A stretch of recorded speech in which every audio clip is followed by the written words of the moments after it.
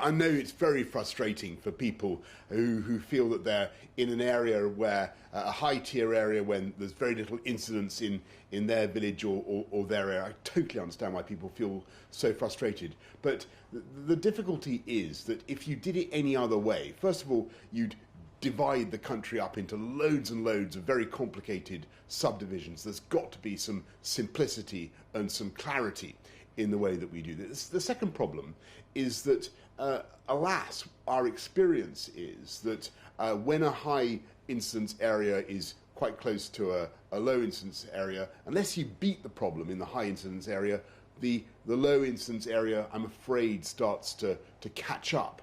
So we've got to get the virus down. I think it's true that it's going to be tough for a while, but there's obviously a review point on the 16th.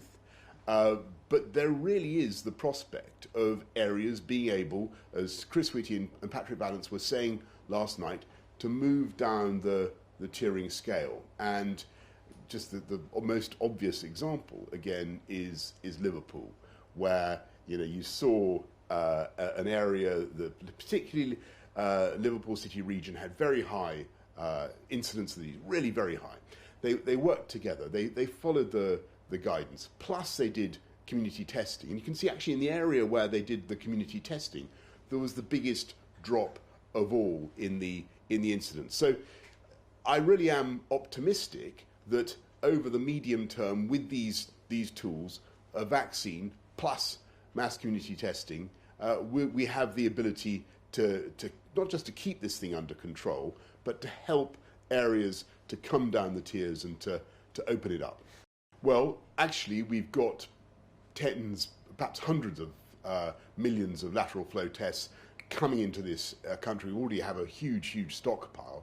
The difficulty is not the supplies at the moment. The difficulty actually is working with local government, local communities to get them doing it. Liverpool really showed the way.